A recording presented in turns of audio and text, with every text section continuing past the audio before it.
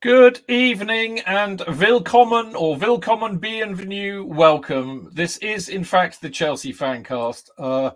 Yes, you've probably forgotten that we even existed because some lazy arse, that would be me, could not be bothered to even do an end of season review. Do you know what? I looked at the last podcast we did last year. I mean, it's been so long I forgot to actually bring my mic forward. What a complete prick I am. Anyway, yeah, I looked at the last time we did a podcast, and basically it was on the 20th of May. It's nearly 6 weeks. I mean, for God's sake. Anyway, I know. I can assure you that we are still fueled by Guinness and powered by celery, I'm glad to say. And this is a bit of an extra special, completely unplanned podcast, really, and I'll tell you all about it in a minute. But first of all, it's hello to Tony Glover, my brother from another mother. Hey, bonsoir, mes amis. Oh, mon chéri. Well, it's both, isn't it? Oh, yeah. You're mes amis. You can introduce our other guest. Mon chéri. Do you want to introduce her? Hello. Is it? Do you want to introduce her? Well, of course, the other guest.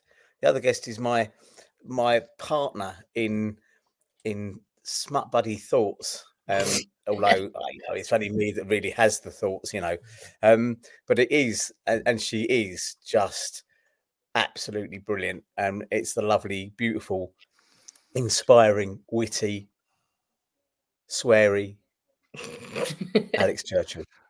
You say that, but I lie awake all night, every night, Tone, just thinking Tony Tone was here with me.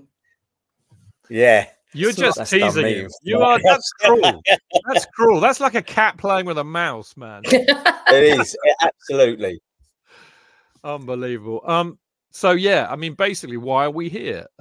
We, as you've probably noticed, have decided to completely ignore everything to do with Chelsea for the last 6 weeks. We refuse abjectly to talk about anything to do with transfer rumours and Spamoza being signed by our idiot collective that own the club. We can't even be bothered to talk about England because actually they're as shit as Chelsea. So why are we here?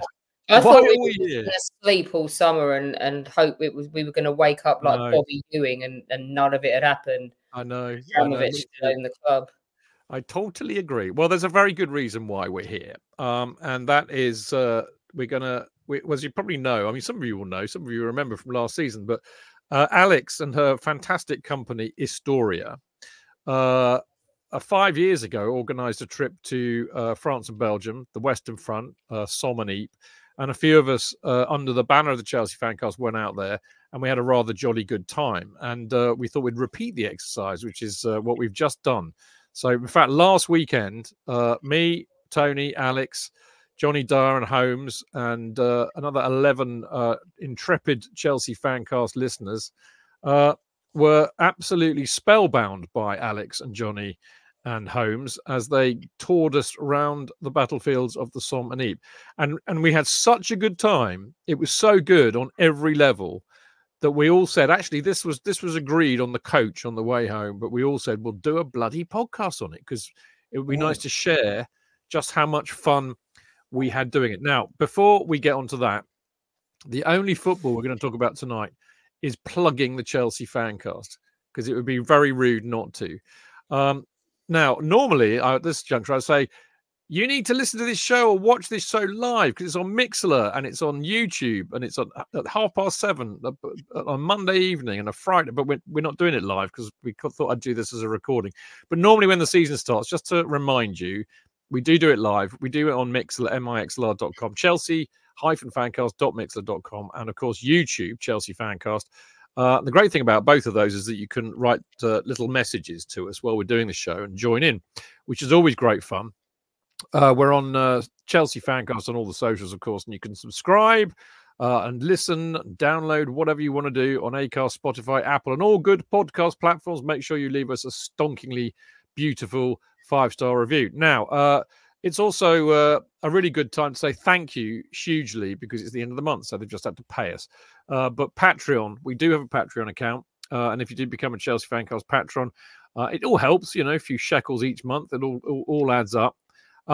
there's no pressure. I mean, you know, if you want to do it, great. If you don't want to, I still love you. But a few dollars or quid a month to patreon.com/Chelsea FanCast. If you sign up, you will obviously get access to our Discord group. And of course, if you want one, I will send you a Kerry Dixon banner, like a mini replica of the one that hangs at the Matthew Harding. So there you go. Now, and I promise you that this will be the last such pluggery. But you may have noticed, and you may notice this throughout the show, actually, because there are a couple of examples there. But you may notice that we've been flogging the shit out of this beautiful item most of the year, really. It's the infamous "If they sell Connor, we riot" T-shirt. Some people have taken this literally and have been asking us for, you know, pitchforks and torches, but I can assure you, not quite yet. We're not at that stage yet. The other thing is we also, as Tony will remember, because I wore it when we went to France, but we have a brilliant T-shirt, which is like the VAR decision panel, where it goes VAR decision. And underneath, we've got a clear lake and obvious error, which has caused a little bit of mirth. I haven't got a picture available to show you that, I'm afraid, but they're available too. How can I get such things of wonder and beauty? I hear you asking yourselves. Well, it's very simple. You basically, the best thing to do is really just email your order to the Chelsea Special at gmail.com. Quote your size and the design you want. And of course, at the same time you do that, you could do either or, really. You can go to PayPal and pay via friends and family. The T-shirts are 25 quid, including postage and package in the UK, 28 quid in Europe, 30 quid in North America. For mugs, yes, we have mugs. I don't believe you. I can hear you all saying, I don't believe Chidge has got mugs. Oh, yes, he has. He has, if he can remove the first one. That would help, wouldn't it? There you go. There you go. Mugs. Hey. Mugs in both the designs. All of them. We've got another 2 T-shirts coming out, by the way, so keep your eyes peeled for those. But, yeah, so the mugs are 15 quid, 18 quid, and 20 quid for UK, Europe, and the States. So all this information, you'll see it on the screen there. If you just go to chelseafancast.com/category/merchandise, you'll see all the information you need. But basically, pay via PayPal, use friends and family, because then we don't get stiffed with a fee, which is very nice. And make sure you let us know on the Chelsea Special at gmail.com, size and design. You must let me know the size and design, otherwise I don't know what to send you. And that would be absolutely no bloody good whatsoever, would it? Right. We will be back very shortly to talk all about this fantastic, absolutely fantastic, brilliant war tour, what we all went on only last week. How about that? We'll be back in a sec.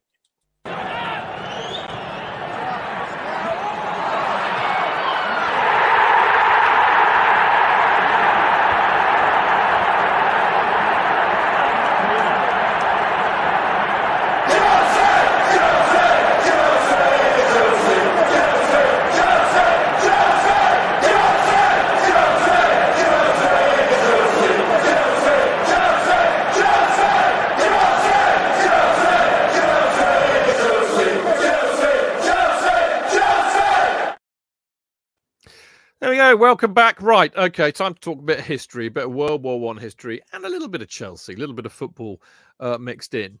I'm gonna ask you this first, Alex, actually, because it's not even on the running order. Typically, very Chidge. I mean, I've got, by the way, just so people know, we've got all the people that came along. We said, you know, if you want to like send a little audio message to give us your reflections on the tour, it would be great, and we'll play them in the show. Well, we've got about 5, I think, to play you, and I'm going to play you one in a minute, the longest one from Andy, but he basically covers everything, and it's a really good introduction to this show. But Alex, tell us about how, you know, you as a historia, and you know, how these tours came about. What was your, because I mean, I don't think we've ever talked about this. What was your idea for this tour in particular? You know, getting a bunch of hairy-ass football fans together to go out there, trug along and behave ourselves quite impeccably, I would say, as well. I mean, you know, what was your thought behind that? Well, you mean apart from Nathan nagging me until I gave in and agreed to do it? Well, there is that. But he didn't come on the last one. He didn't come on the last one, or the first one, should I say? No, but bless him, he waited doubly long because he was booked in the year before and we postponed, didn't he? So he waited. This is Nathan who does Chelsea Wargraves, if you're not familiar, but he waited long and hard for this trip. Bless him. But I don't know. I get just more or less born out of the route that I don't want to teach. So I have to make my living doing history, doing a combination of other things. And I kind of don't want to do any of them full time, but I do want to do some tours and I do want to do writing and I do want to do some TV and some podcasts and stuff like that. So it's all about mixing it up to pay my bills, basically. And you're a Renaissance lady.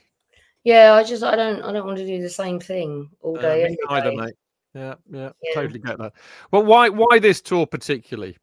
I mean, you wrote a book, didn't you? Really, I think that's the genesis of it, isn't it? Yeah. So in 2015, myself and Holmes, and at the time, Dyer was a baby historian.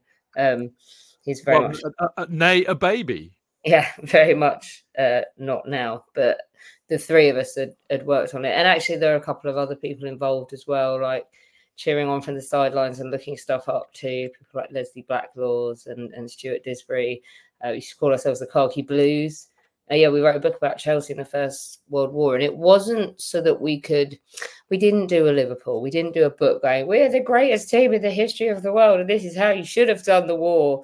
Actually, Chelsea are a really good representation of like a standard football team in the war. They don't do the most and they don't, like Liverpool, do the least. In terms of the battalion we're looking at, Liverpool barely involved. But yeah, so they're a good measure of a football club trying to survive the First World War in terms of there not being any football and no money coming in. Like until I started researching, it didn't even occur to me that the old bloke who collected the tickets on the door was going to lose his livelihood when they stopped matches. So they did other things. They had women's football there. Obviously we had a multi-purpose ground as well, so we could do other things to bring money. And we had things like a baseball match between the US Army and the US Navy, which George V had to sit through, God love him, in 1918. So yeah, it was an interesting look at football in the First World War, and also all this nonsense about how footballers were shameful and they'd rather be kicking a ball about than going to war. And actually we looked at it and we were like, hang on a minute. So what you're saying is you don't want anyone else to join the army right now because you can't even clothe and equip the men you've got, but all footballers should quit their jobs and join the army. I don't think that makes any sense. So yeah, that was it. And then obviously we started looking for players and fans and their involvement and basically told the story of the First World War through the eyes of Chelsea players and fans. And then we had been out to visit quite a few of them and thought it would make a nice tour, and a nice tour as well for people who aren't regulars, who aren't always on the Western Front. So a tour where we would go to Teepval and we would go to the Menin Gate Last Post and things like that. The big ticket items. Yeah, the big ticket items where someone like me or Holmes or maybe you guys have done those now. I'd never done them before. No, yeah, now you've done them a couple of times. If you went out there, you might look for other stuff to do, but this was very much was going to include all of those things. To our shame, Tony and I did actually. As in fact did you, but I mean, fair enough for you because you've seen it millions of times. But Tony and I elected not to do the Menin Gate. We elected to have a pint of very strong Belgian beer instead. I did go. Yeah, but we could hear. Oh no, it. Tony went. Tony, of course you did. I had to deliver a special little message to some horrible kids that were. That's right. Yeah, and to be fair, I wasn't trying to spook them or anything. I think I'd got so wrapped up in the free and easy use of the C word. That I decided, and I wasn't trying to be a stop there. I mean, the woman who said to him, but I did go. I saw and precisely nothing of it because it was more packed than Stamford Bridge on a midweek game as people are trying to get into the game 10 minutes before the kickoff. And I'm a short ass, and I was right at the back, so I basically just had to hold my camera up, my phone camera up like that, and film it. So, but I think at the moment it's all under wraps. It is peak school trip time as well, and we could hear it from where we were. Yeah, and, I mean, you're there. You've done been there, done it. 4 days of trekking battlefields and cemeteries and paying your respects. I don't think I don't think anyone can do you down for listening from a distance. Well, no, I had a very nice couple of pints of Wipers beer, didn't I? I think with Johnny. Tony, this seems to be a relevant point to bring you into, because Alex is talking about people who might not know much about it. I mean, were you interested in the history of the First World War and the Western Front in particular? Had you ever been on anything like this before you came the first time? No. That's all.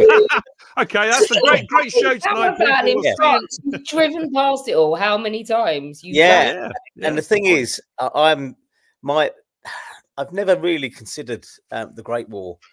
I'd always thought that I had probably more of an interest in World War II, but possibly because I was born as a boomer, out of that, and so it was a lot closer to when I was born than the other one. Than the first one. And I know Alex likes to consider one of the World War II as a sequel, and they're never quite as good. Never. But it started to intrigue me, I think.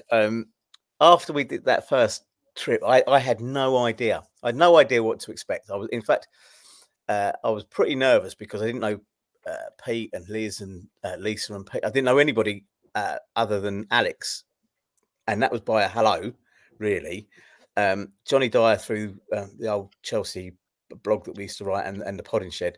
Andy Holmes I'd only spoken to on a Podding Shed when Alex and him came on to plug the book the first time round.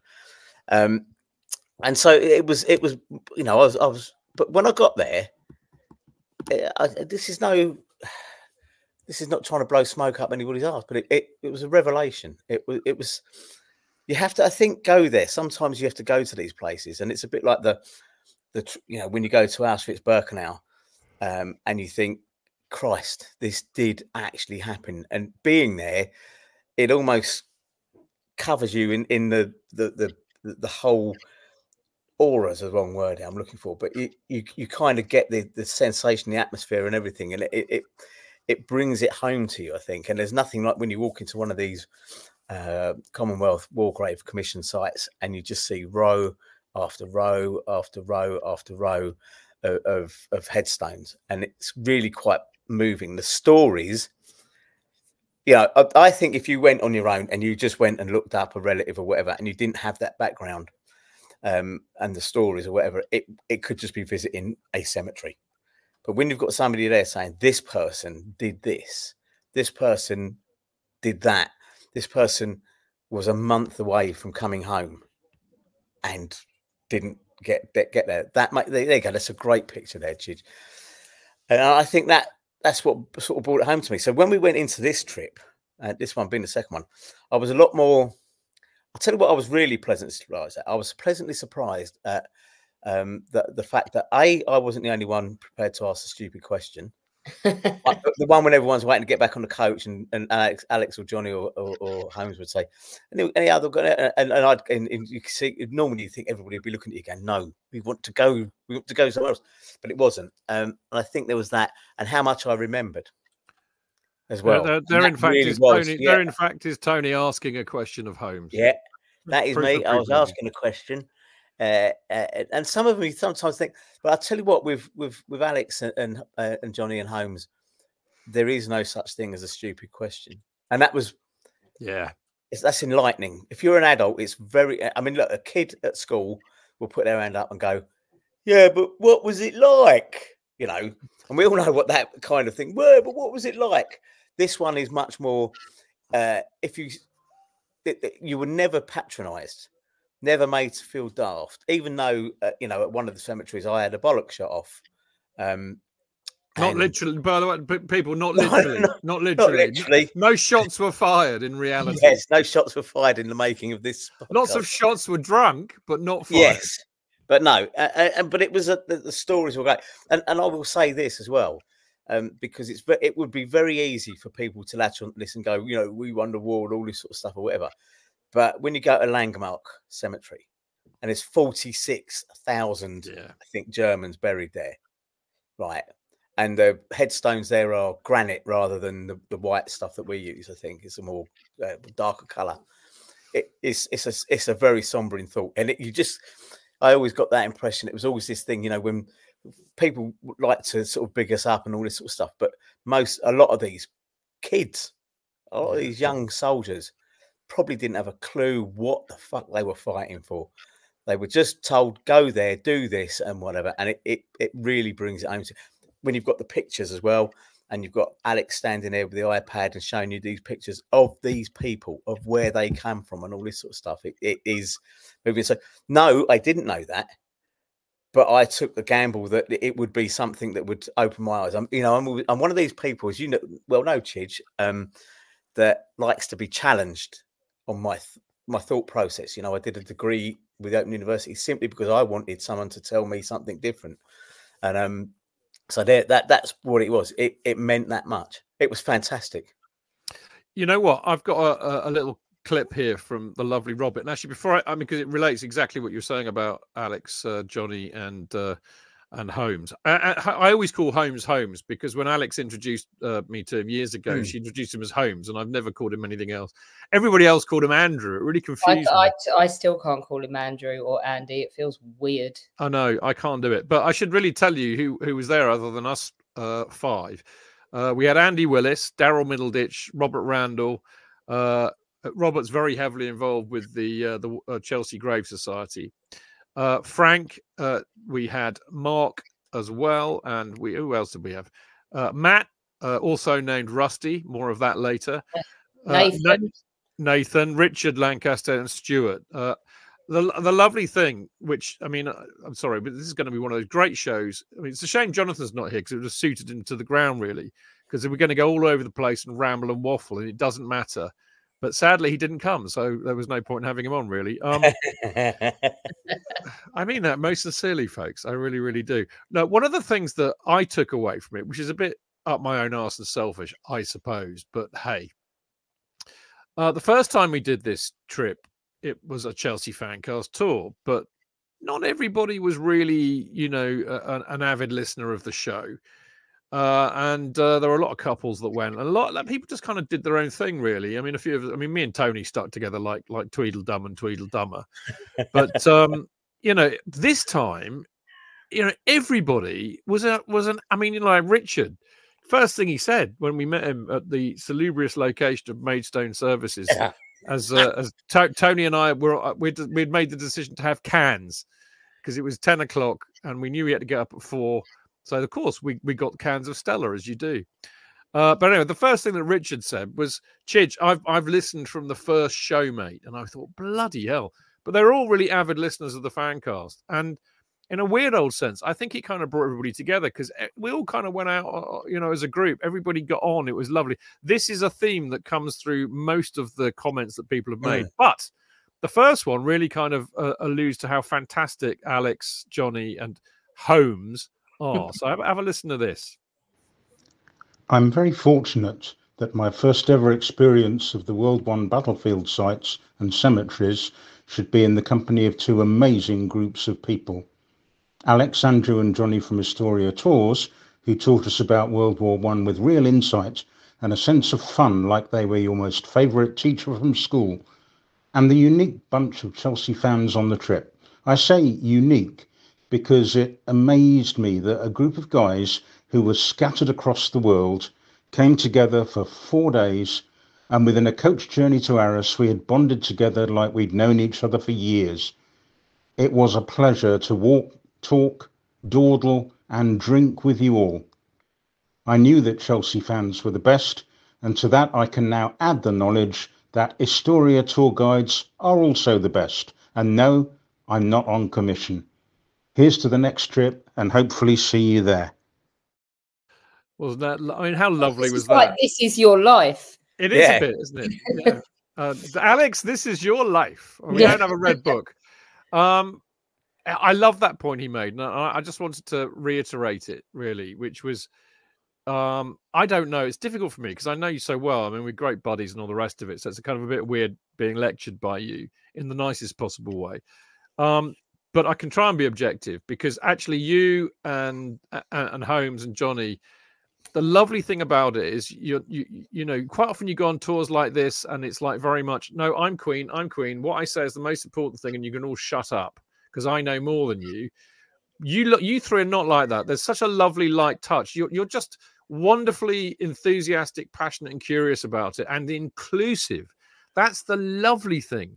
We are. I mean, Tony, and I are past masters at asking stupid questions, but that you welcomed it.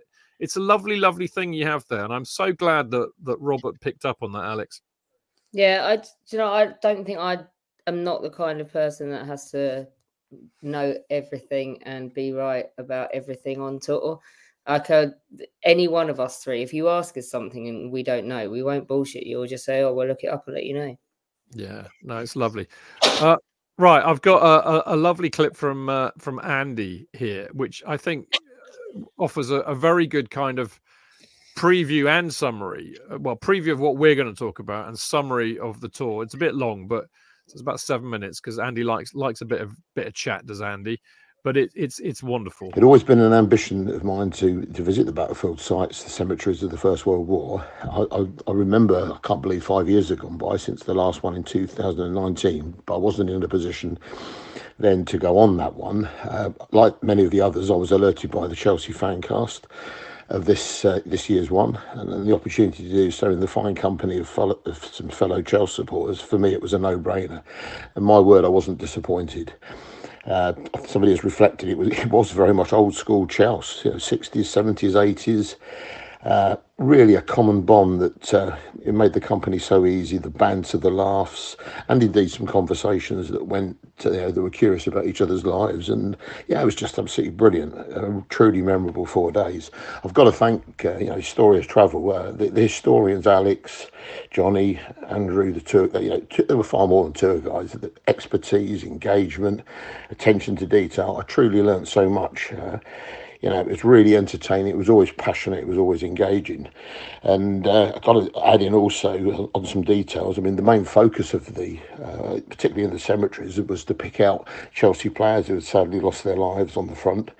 And the opportunity was always there for people who were attending the trip to put forward some relatives, and the focus and study was done on those, and added into the mix the knowledge that Nathan and Robert brought, particularly around the Chelsea players, and the history of Chelsea was superb. All I can say is, I mean, Alex, she had always had a bit of a reputation. The superb blog that she used to write, The Girl Who Likes Balls, well, her reputation for some fairly expressive language was absolutely validated. Truly authentic, but Italian shed-end language. She didn't disappoint in that department. I mean, I never knew that the German army had shat its bed so much in pursuit of their ultimate defeat. And all I can say is the imagery that she evoked by the description of Italian soldiers wiping their eyes with the dreadful syphilitic todger of one of their own in a valiant, if tragically misdirected, effort to get an early ticket home is all I can say. It's an image that I'm still struggling to dislodge from my consciousness. Having said that, and I think Frank and others reflected this, that there were times in those cemeteries where all of us were moved, the enormity of the sacrifice of so many at such a young age. It really struck home. There were emotional moments and definitely some really somber reflection.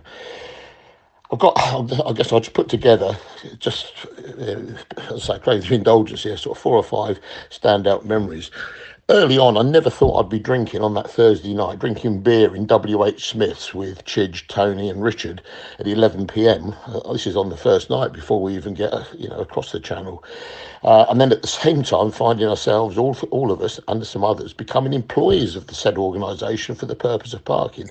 I don't know if the geezer was a Chelsea fan or not, but his gesture was certainly very well received.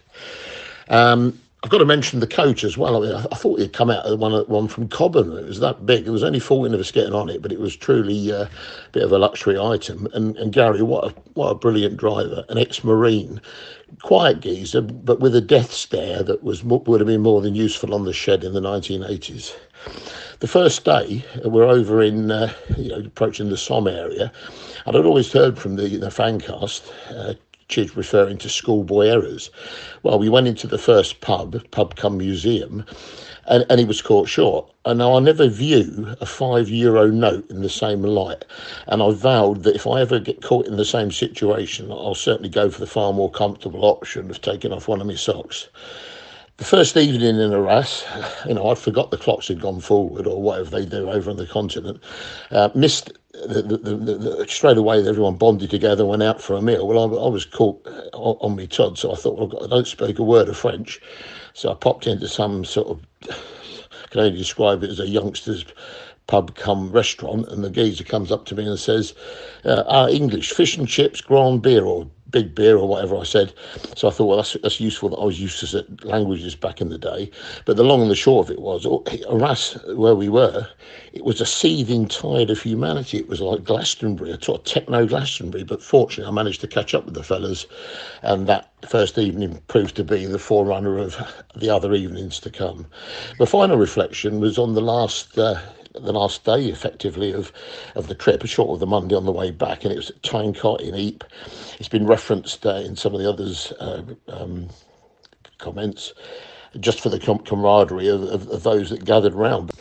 And finally, just to finish off, in conclusion, a great war trip. My word, it was great company. We enjoyed great company with the fellow Chelsea supporters. Great history from all of those from Historia Travel.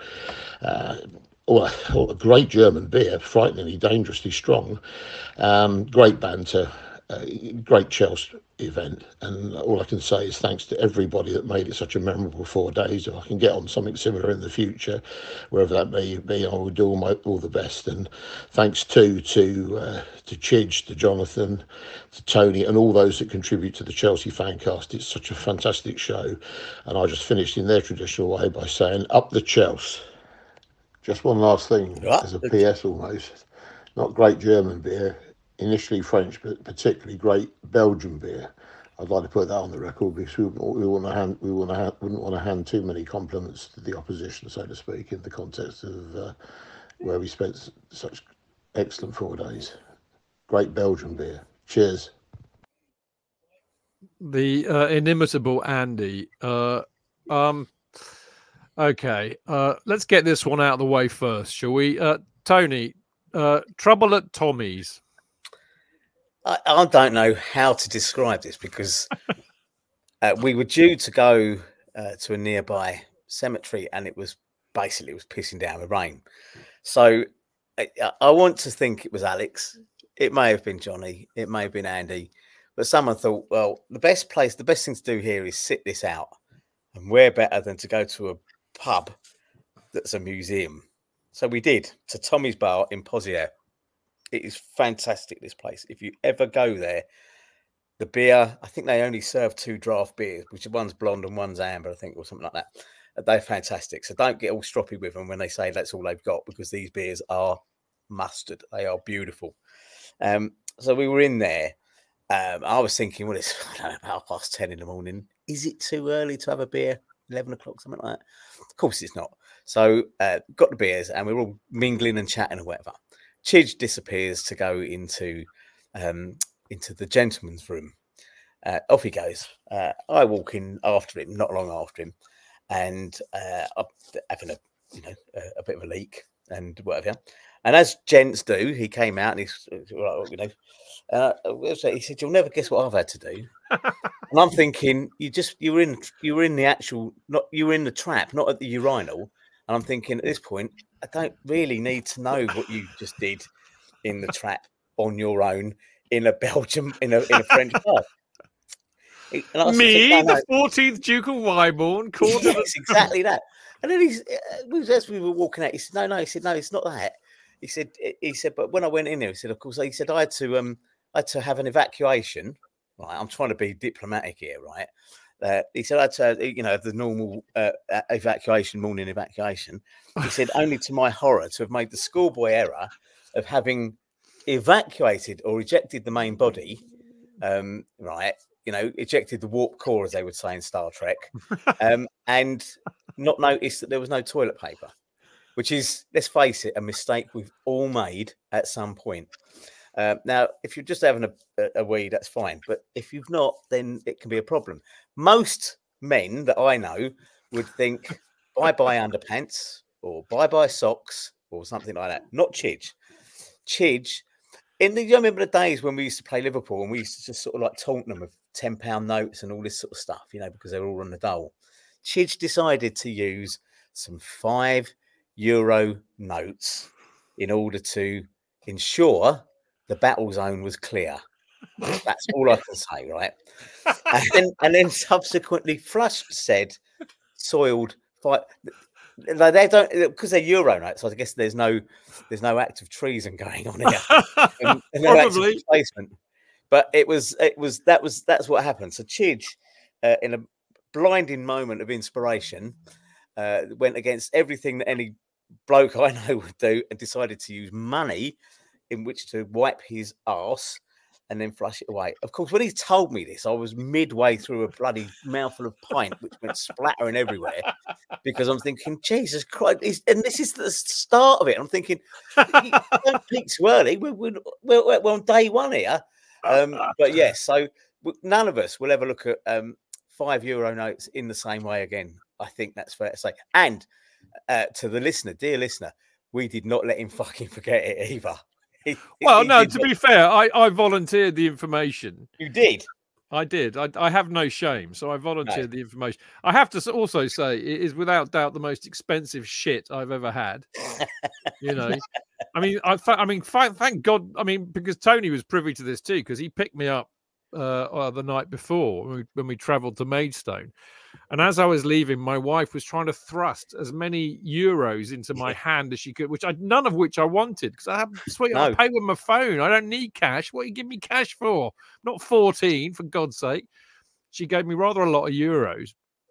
Thank God she didn't give them all in €50 notes, because I think I would have. You didn't have to use your phone to wipe your ass. Well, quite. I probably that would have been. I'm not sure contactless goes quite that far yet. Did she know what you did? Yeah, I told her as soon as I got home. I've got no shame. You know that. Yeah. I mean, it did become the gag of the weekend, to the extent that Gary, who was just mentioned by Andy, who was our wonderful, wonderful coach driver. I mean, as Andy said, I mean, he was a very lovely bloke, but he was an ex-commando, and he looked nails. So you didn't ever really want to say the wrong thing. And he had a very dry sense of humour. When we did a whip round, we were determined to give it to him all in €5 notes, because he was also party to the joke, wasn't he, Alex? Yeah, he was. He was in on every joke. I've not had him before, but I would definitely ask for him before anyone else if we use that coach company again. He was lovely. Lulls. He was there for the lulls. My favourite was when the French police were trying to move him on, and he got a torch out and opened the back of the coach. Because we were told him to be there, and they were trying to get him to move, and we wouldn't have known where he was. So he started flashing. This was in Bethune, wasn't it? Yeah, he's flashing a torch around in the engine. He said, "No copper will touch you. If you're a coach and you pretend you've broken down, they will run screaming. They will." He says, "If you ever want to park anywhere in London in a coach, that's what you do." No part of any copper wants to get involved in a broken down coach, so they just run away from you and leave you to it. So he was there with his torch, pretending we had engine trouble until we came back. Lovely. Tips for life here, people. Tips for life. Yeah, life hacks. €5 notes to wipe your ass when there's no bog paper. Absolutely. You know, always carry a torch. Always carry a torch. There we go. Actually, I could have used a torch when I was having a dump on trying to. You know, because the light went out in the bog because it was on a timer. So I had to find my phone, hope that that my hands were clean. Just when you thought this story couldn't get any worse. Well, I was thinking I had to find my phone to find the torch on my phone, and I was praying that my hands were clean. That's all I'm saying. I think it's worth saying it's a testament to €5 notes are not very big, ladies and gentlemen. No, the testament to Alex here that she was the only female. She was, wasn't she? On a coach full of Chelsea fan blokes and an ex-commando whose sole subject when things went quiet was to talk about what sort of shit they'd had that morning, or to make completely smutty, beyond smutty comments. That was me, by the way. I'm the only one that ever did that, Alex. And to completely be unfazed by every single thing that every bloke said. Yeah, she just didn't sit there and say, she could have, within her right, said, "You lot are pigs and you disgust me." She didn't. She just went like in a kind of Alan Partridge shoulder shrug. They're blokes. This is what they do. I'd rather be on a coach with that than a Hindu. That's all I'm saying. Well, that's for sure. Yeah. Well, I mean, obviously we did lots of history. We'll talk a little bit about the places we went to in part 2, I think. But as Andy alluded to, and we just have there was an awful lot of fun to be had. And we stayed 2 nights in Arras, didn't we, Alex? Because we only stayed once last time. We did 2 in Ypres, but Arras was surprisingly. I mean, I liked it the first time we went. Actually, got absolutely battered got battered with Tony. But this time was surprisingly civilized, because you hauled us off to some posh restaurant, which we didn't really have a choice. Because if I'd had a German 77 artillery piece, I would have taken out those DJs doing that music festival. But it's the only place to get any peace and quiet. Yeah, we went to one of the restaurants we've been to with Great War Group, because they were nice and we knew they did good steak and had nice wine. So we went posh the first night, and then it all cascaded downhill from then on. Well, it kind of did, because we got back and I discovered the local digestif, as they like to say in France. For those of you who are not familiar with the French language, we're not talking a McVitie's biscuit here. It was actually I had 2 glasses of Genève, didn't I? Genève, that's it. Oh, on top of that's worse than €5 notes. I know. Well, it's like kind of eau de vie in a way, but I mean, it was local, so I thought I was like, contributing something to the local economy. And then we all went back to the bar, and of course, I did my famous trick on Nathan. Nathan is one of the cock gang, for want of a better word. And times when I've been in there after a match and getting very, very pissed, what happens is I reach my limit, and I don't know when it's going to happen. But what I know is that when it's reached, I just go. And then I say, I'm off, I'm done, I'm off. I'm very ruthless about it. And the funny thing is that it always happens just after Nathan's bought me a pint. And therefore, a pint of Guinness is often left on the table. They ought to put it, I don't know, wrap something around it saying this is Chidge's pint that he couldn't drink or wouldn't drink. And guess what? Nathan bought me a pint of lager, at which point I said, that's it, I'm done, I'm off. So poor old Nathan, every time. Ypres was a lot of fun, wasn't it, Tony? We didn't quite recreate the magic of the I see your 8% and I shit it. But we were close, weren't we? We were close. So I just want to say a thing on Arras. If you ever go to Arras, you probably could not get any more French than the Grand Place in Arras, which is this huge square, and it is pedestrianised, and it is completely and utterly bedecked with cafes and restaurants and bars. It is utterly fantastic. The architecture is breathtaking. It is. I don't think you could think you were anywhere else but France. So we went in on that night. The first night, as Andy alluded to, was like some sort of techno Glastonbury. And it wasn't like you had one DJ, you had one every other bar. And they were all terrible.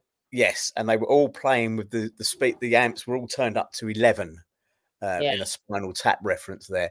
But Arras was beautiful. But Ypres is different gravy. You can't help but have your breath taken away from you by the first time you see the cathedral and the cloth hall and the Menin Gate. Now, the shame of it is, of course, the Menin Gate is being refreshed, as it were. So it's covered in sheets and scaffolding and what have you. But we had seen it the first time round. Ypres will take your breath away. And the best I would say to anybody who ever goes to Ypres, find a post-World War I picture of it. As Andy Holmes described it, it looks like Hiroshima. It is devastated. There is basically just 4 piles of rubble and whatever. It just looks terrible. And then see how they've rebuilt it and what it looks like today. And they've kept it as, I guess, as close as they could to the original. It is stunning, absolutely stunning. Now, we didn't quite recreate it. So the bar, and I'm putting it on here because the bar is called St. Arnoldus. It's literally, I guess, 40-50 meters from the Menin Gate in the main drag going up to the Menin Gate. the selection of beers in there is beyond. There you go. That's a great picture. The selection of beers in there is beyond belief. It's where Chidge and I famously, the first time round, had these trays of beers. They do a whole set of these different trays of different strengths, different types of beer, etc. They're about a third of a pint each, but you know they are 6% and above. The pint I'm holding in that particular picture there is a pint called Paix Dieu, Paixdieu, two separate words, Paix Dieu, which we now know means peace god. My French translated it to God of peace. I think I was trying to be a bit Yoda-like, and who means the God of peace? But it means peace god, and it is 10%, and it's a pint. So it's probably the equivalent of about, I don't know, what's that, 8 or 9 pints of Carling. It's beyond mad, isn't it? It is mad. The thing is, utterly, it doesn't taste mad. like that. And you can see the trailer, but it doesn't taste like that. Now, what we got on the tray? What we got on the tray? That was the starter one with the fruit beer. They were all about 6%. They all go up in strength, don't they? They do, yeah. But Nathan is staring at us from that picture. Decided to be a bit nationalist, and decided he didn't much go on the Belgian beer, right? He didn't like it that much, so he went, and I'm going to say it out loud here, Nathan. He was having a gin and tonic. He was with peppercorns in it, right? So I'm not trying to allude to anything here or infer anything, but it looked everyone else on that table, every other bloke had a pint, and Nathan had a gin and tonic with peppercorns in it. So there you go. But it is a fantastic bar. If you ever go there, it's called St. Arnold's. As you walk in, cast your eyes to the left where you will see the bar, and you'll see the array of draft beers. I can't remember. It's got to be about 23, 24 draft beers, isn't it, Chidge? Something like that. It's a stunning bar. Amazing place. Fantastic. And the people are friendly. Now, the only thing we had was an issue of that night was because there was a rally on that weekend, and the people of Ypres were basically pretty fucked off, I think, with tourists and everybody in general. So the bar shut quite early. It was about 10 after 10, wasn't it, I think? And then we struggled to find another bar. But we did because Andy Holmes is he's like the Pied Piper of Ypres. He will walk and walk and walk and walk until he finds a bar, and he wasn't giving up that night. So we found another bar, which wasn't too far from where we were, and we managed to sit there till about midnight, was it, I think, before they decided to shut the bar. Andy Holmes also got the nickname of Coach Beard, so that's for Ted Lasso fans, because there's a very famous and well-known episode in the second series of Ted Lasso where Coach Beard goes on a walkabout, right? And the night we got to the Churchill restaurant, I think it was Churchill restaurant, which is that one Alex was talking about, which is like in a cellar. It's a cellar restaurant. Or you have to go downstairs to get into it in Arras. But where's Holmes? And he decided he didn't really want anything to eat, so he went off and had a little wander around town to drink some beer. So I decided that was very Coach Beard like, to just basically bugger off and go on your own and see what's out there. But it was fantastic. Ypres is beautiful. It is just beautiful, and it's a beautiful place. The hotel Ariane is beautiful, and yeah, I would have loved another night there, I think. But you know, hey, there we go. And on important matters in terms of that last pub we went to, I have a confession to make, a correction to be made, Tony. Yes. The first band I saw was Def Leppard. Was it? In the 25th of April, 1980. Right. My house gets going. Yeah, I mean, I should hasten to add, this was when they were good. 83, though, he says 83. Yeah, this was when they were good, before they all got up their own arse and wanted people to put sugar on them. The second gig I went to, because I said the Rolling Stones, didn't I? I didn't see them until 1982. Oh, right. But I saw Rush was the second gig I went to. Rush. Ah, hence your T-shirt there. Blimey, this was in 1980 on the Permanent Waves tour. So there you go. So I didn't lie to you, but the mists of time had. We were reasonably socially relaxed by that point. We were more than socially relaxed. It was Andy Willis who got the conversation going of he alluded to it in his voice message there, which was about finding out about people's lives and all this sort of stuff, and none of it was ever intrusive. So we found out a lot of things about people, but he did the thing that night where he said first gig, best gig, last gig, and that sort of stuff, and you all had to answer, and it sparked. Oh, I mean, you know, we didn't. You know what? We didn't get beyond first gig. You know, we never did the rest of it. We were all so hammered by the time we finished. I think. Well, I have a different memory of that. Let's just say that. Right, well, I didn't get to tell everybody what the rest of it was, so maybe it's just me. I think that's probably a good time. Go on. We were just trying to shut you up, Chidge. Now that's lovely. That's really on this lovely, warm, you know, bonhomie program. Yeah. Thanks, mate. Right, it's time very suitably for a break. We will be back, and we're going to talk a bit of history in part 2. Well, I've got time to go and get a can, mate. Mate, it's always time for cans. You know that. No, they're only soft drinks cans, mate. It's a Monday night. Okay, fair enough. You say 8.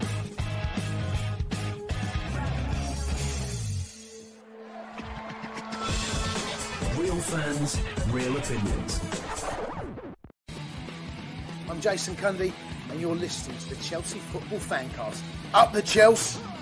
Footballfancast.com.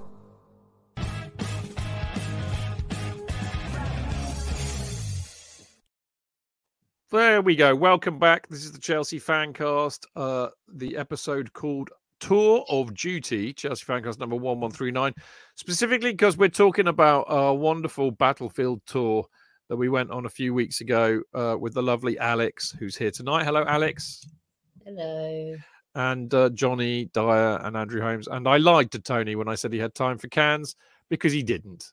Because I forgot about that. But he's kind of fulfilling the Jonathan Kidd role in a way, who at this juncture in the show will go, I need to go and make a, tofu and bean sprout stew or something, and comes back half an hour later. So there you go. Listen, I need to eat or drink something that brings me literally no joy in my life. There you go. Lovely bit of TV error there. Press the wrong button. Removed from studio. Thank you very much. Lest we forget, I mean, we've just had a good old chat about the fun that we have. And I mean, we do. Sorry, mate. I just said to Alex, I lied to you. And basically, you're fulfilling the Jonathan Kidd role tonight by doing that. So it's quite appropriate. He gave us a gratuitous crotch shot as he sat back down. He did actually, yeah. Yeah. Nice shorts, Tony. That's all I'm prepared. That's the only reveal I'm prepared to say. Yeah, I'm on the sunny south coast. What can I say? Exactly. Look, we've just been talking about the huge amount of fun that we have, and we'll talk a bit more about the reason why. I mean, basically, we all got on so very well, but let's not forget there's a reason why we're there, and in a way, it's to learn about, understand the history of what went on, but in particular, I mean, I said this to Alex on the way back, that.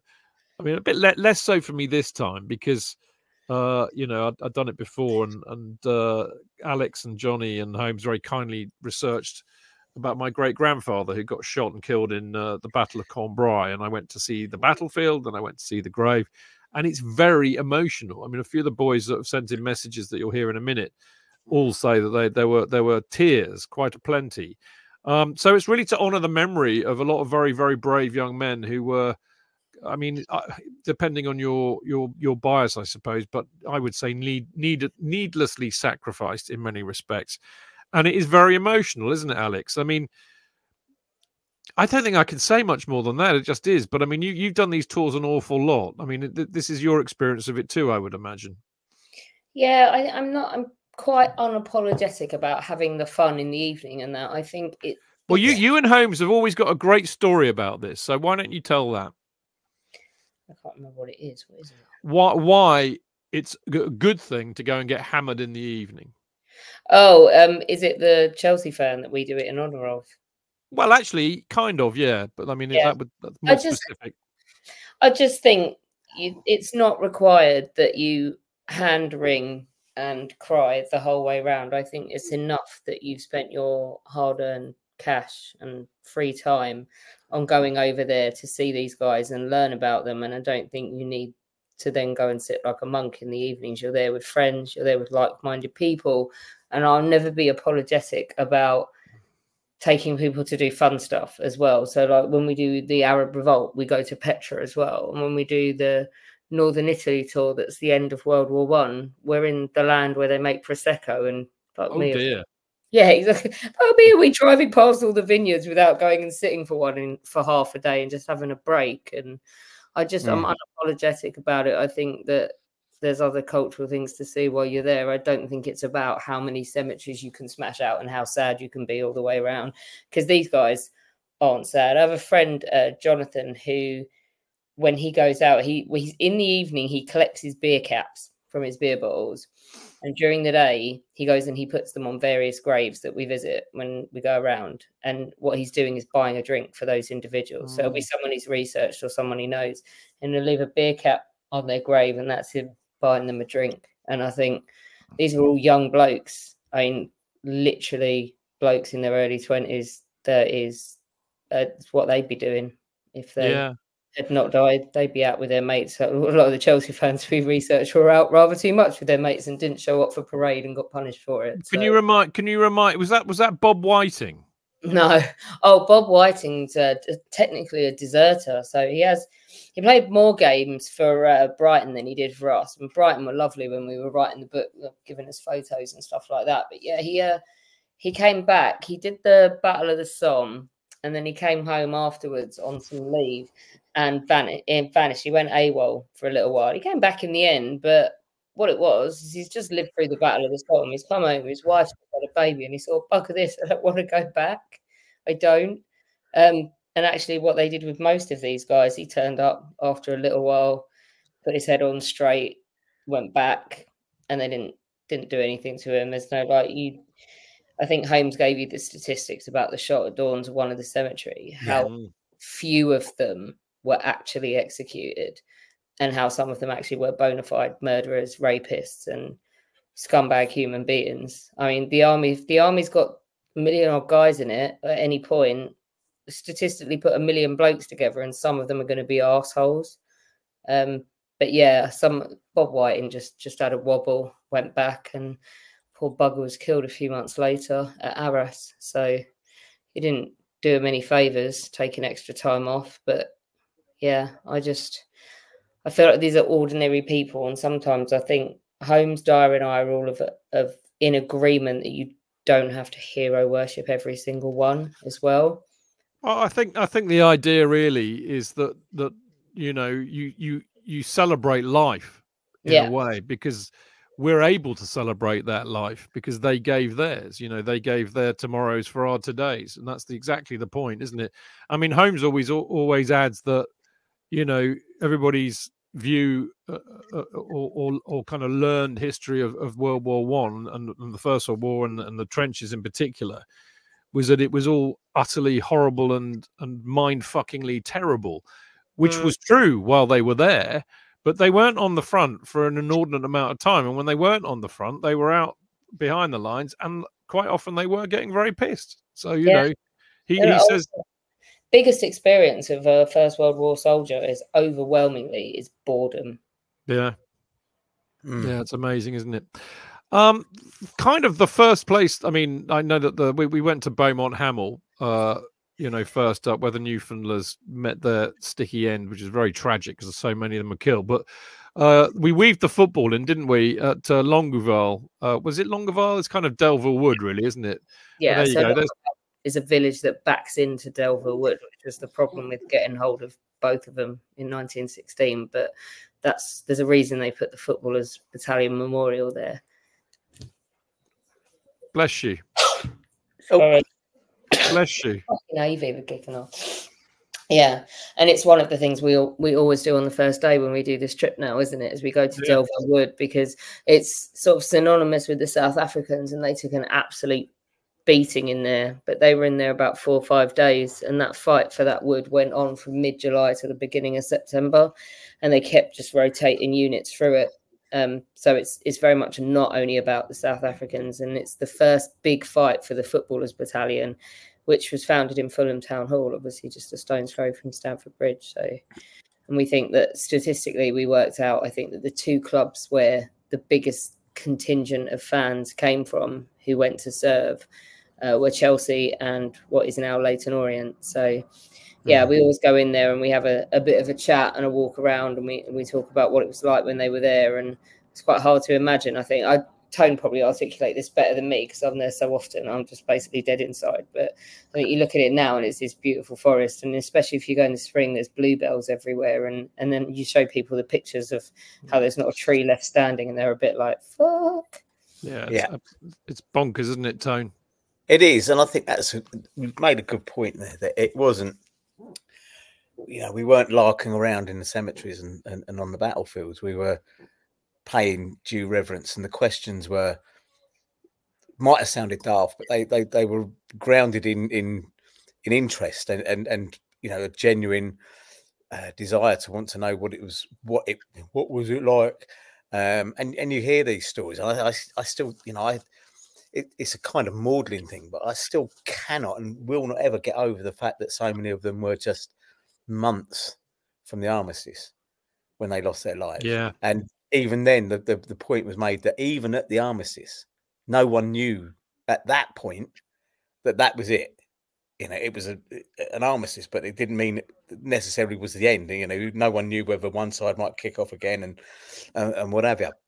So it wasn't like they just went, woohoo, it's November 1918, yeah, hey, we're all home. There was far more to it than that, and it took a long time to get people back. And that one where you walk down. Where was it? With the one with the notches in the posts, where you just think, and you get to 1919, God, still listen, dying. Listen Hook. That's it. Yeah, and I think that one was one that made you think. Really, really was an eye opener, that one. And I know I've walked that before. I know we went there before, and I don't think I appreciated what it meant last time. But when you're walking along, and I was walking with Nathan, and every now and then you come across one of the posts, and you think, blimey. That was a shocker of a day. But how many of those were in 1919 as well was surprising. So I think there's that. And I think Alex has made a fabulous point there. We're not there to. It's not a pilgrimage. We're not there to walk around hand wringing, which is a lovely description, and whatever. It's to say these blokes did what they did, and in the evening. And I'm sure, if that had never happened, they'd have been out on the piss having you take the circumstances, and people are very resilient to what's going on around them. And it might seem barbaric to us, but it was the war that changed technology, wasn't it? Really, you've gone from horses to artillery and tanks and stuff like that in the matter of 4 years. So I think it's important to say that it was a lot of fun. But the fun was in the right and appropriate places. Hence my thing when I got a little bit, shall I say, stroppy, but I was just a bit of a grumpy old git at the Menin Gate when them kids didn't shut up when that woman told them to. Yeah, well, that's fair enough. I think you're right. It was the birth of modern warfare, really, in terms of, combined ground and air strategy, wasn't it, Alex? And you're particularly... enamored of the air memorial, aren't you, at Arras? Because that might be me doing my stand-up. It's you, baby. Yeah. 2 types of pilot in the First World War. Yeah, a lot of VCs on that memorial, aren't there? Mm-hmm. Yeah. So that's a memorial to all the Allied. That's the British airmen missing on the Western Front. They're on there. Yeah, I mean that's a really good point actually, because obviously people think that it's all about going and seeing people's graves where their final resting place was, but the great tragedy of the First World War was the fact that so many don't have graves, and of course the big ticket item of the Western Front when you're doing this kind of thing is the Ypres Memorial, isn't it, Alex? It is, and we were lucky that day. We got there basically as the visitor centre closed, so everyone else had cleared out. So you kind of had that beautiful low light and the place to yourselves, which was nice. Mm. How many? I mean, basically that commemorates the names of every soldier who's in the Battle of the Somme, whose body was not found. Right? It's the missing in that area. So they've got Menin Gate, and then the Menin Gate actually only goes up to 1917. They've run out of space. So it goes on to Tynecott as a memorial. So that's around Ypres. The one at Arras is around the outside of that pilot one you just saw. This is the one for the Somme. And yeah, there's more than 70,000 names on that. Yeah, just get a load of that. 70,000 men died, and they don't know where they are. They never found Just their body. in that area. Just in that area. Yeah. I mean, see, for me that brings it home. Just how. I mean, it just makes no sense. Make it make sense. It just doesn't, does it? And that's the thing about the Somme and the battle of Ypres. Absolutely bonkers. Yeah. I mean, that's not the whole war. That's just half the war. It's just half they the war. Don't do anything on the Somme till June, July 1916. A few of them are before the battle starts. So yeah, none of them are 1914 or 15. That's all the second half of the war. It is indeed. Now, apart from places like Tietval, I mean, I really like this little place, which I didn't expect to go to, and I think it was a bit of a surprise, wasn't it?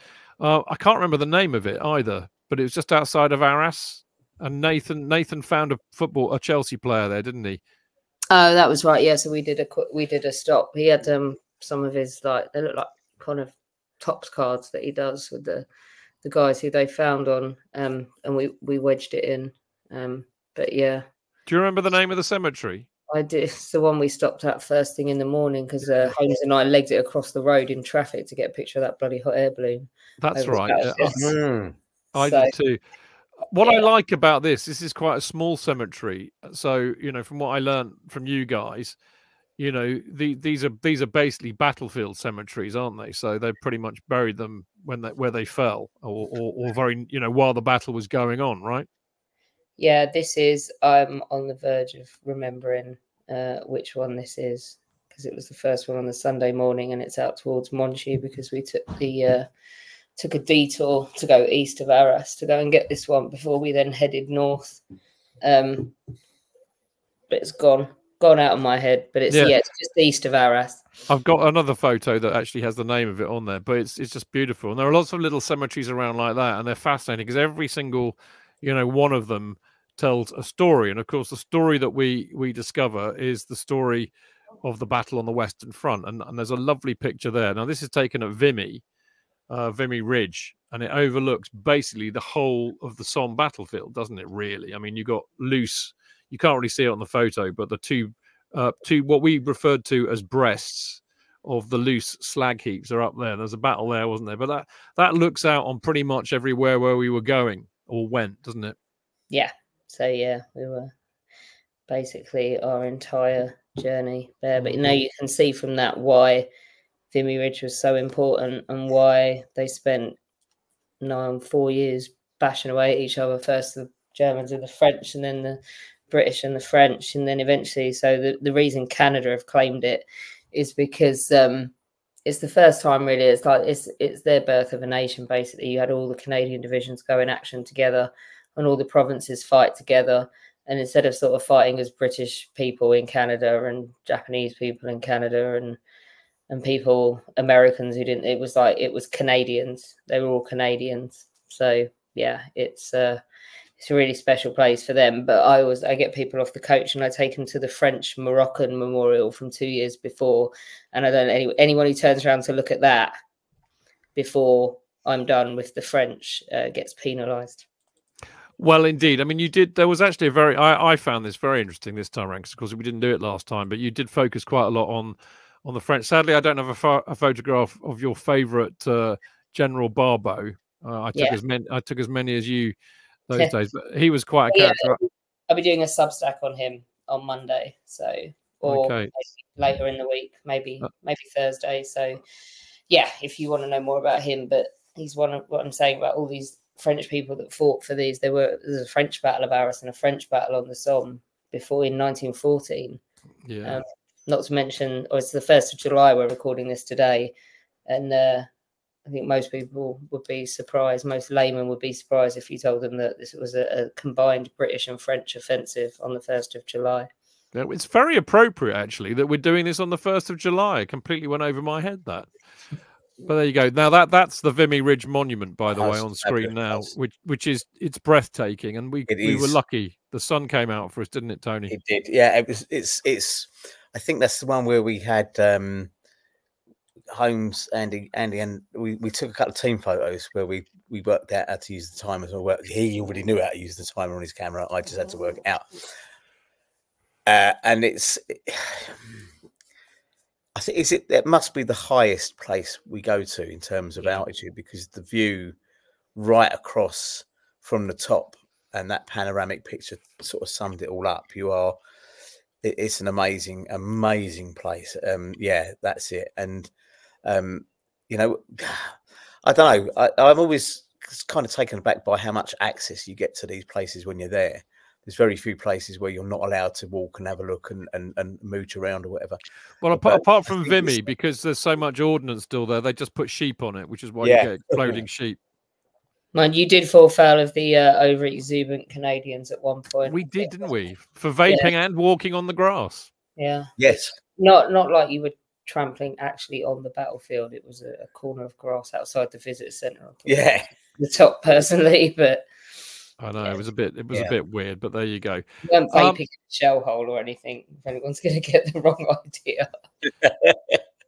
Lovely. Now, one of the things that's really nice is that apart from the set places that we go and see, I mean, all the big ticket items are there. Tynecourt, Meningate, the Tieteville Memorial, Vimy, all these are what I would call big ticket kind of Western Front places to go.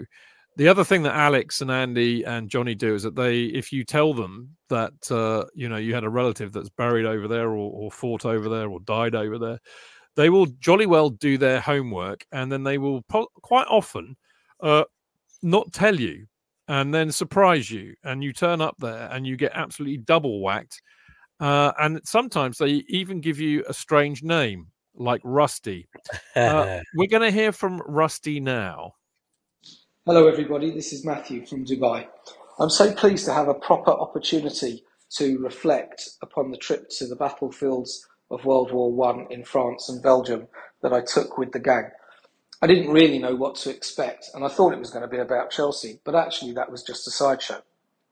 It was interesting, the Chelsea bit, but what was even more interesting was something that I never knew before. Yeah, I've seen the film 1917, and I've now watched it again. But actually, the sheer scale and waste of life is just unbelievable. When you walk into a cemetery where there are 20,000 graves and another 20,000 men memorialised, or you walk into a memorial where there are 72,000 names of men that fell, or another one where there are 36,000, and to stand in the trenches that were dug, even though some of them have been reclaimed by nature or rebuilt and sanitised as a monument to the fallen, lest we never forget. My personal highlight was visiting a spot where my late great-uncle, who was later killed in World War I, was working, moving munitions as part of the Allies' war effort against the Germans. And the last living relative to know him was my grandmother, who died in 2002, aged 96. So to have that introduction and knowledge that I don't think anybody else in my family has is really something to behold. The last thing to say is about the people that went on the tour. What a great bunch of people. Really couldn't have wished for a greater group to do that with, something that was so emotional and actually quite heavy, but nothing compared to what the guys that fought out there did. So thanks for letting me join you, and thanks for a great weekend. Thanks for all the organisation that went into it. Truly, truly awesome. I can't wait to do Normandy. Just let me know when it is and I'll be there. There you go. The lovely Matt Young, also named Rusty, Alex, and he omitted to tell us why. Are you going to reveal? Yeah, there's always one person that comes out. It was Lisa last time, where you say to everybody months in advance, you must let us know if you have any relatives, and then we'll make sure we try and visit them. And there's always one right before or after you've left that goes, oh yeah, I think my great uncle was around here. To be fair to Matt, I think he literally landed from Dubai and his great aunt dumped that on him, and he was like, oh. And the family law had got, I think, Tincourt or Tancourt compared with Tynecourt all crossed over, because she thought he was up near Ypres, and he wasn't. He was way down on the Somme beyond where we were going. But we did manage to find some stuff out about him, including what he did in the Battle of Langemarck, and we managed to walk him up and down where his great uncle was running machine gun ammunition in August 1917. And we'd not told him we were going to do this. It was a surprise. But what we did do is make fun of him all weekend, calling him Rusty. It was because one of the things we did find was his great uncle's disciplinary record. And I don't know if it was a euphemism or not, but he was done for having a rusty sword, which made us all giggle. I don't think it's a euphemism, but a sword he's a rifleman in a particular regiment. So sword means bayonet. But yeah, done for having a rusty bayonet. So now Matt will be rusty forevermore. He will indeed. I mean, and bless him, he was. I mean, everybody was great value. More of that in a minute. But before we do, I just want to give a special shout out to Robert, because he works very closely with Nathan, doesn't he, on the Grave Society. It was great fun having both Nathan and Robert there, because they gave it, helped to give it a particular Chelsea twist. But Robert has this amazing mind, and he just comes out with knowledge that nobody. I mean, I'll give you a Stato. Yeah, but in a beautifully gentle way. I mean, when I got back, he actually messaged me to tell me that he'd discovered. I mean, he obviously remembers what you say, which is a lovely trait to have. But he remembered me talking about, Chedzoy in Somerset, and that's where Chidge comes from. And he emailed me a link to the Toffee website, where there was actually a player they had called Sam Chedzoy, and it said must be a relation. And of course, if you go back far enough, then yeah. But the other thing that Robert came out with, Alex, you'll remember this, I'm sure. But the guy who did the design for the graves, the Commonwealth War graves, was actually it had some Chelsea connection. Which one was that?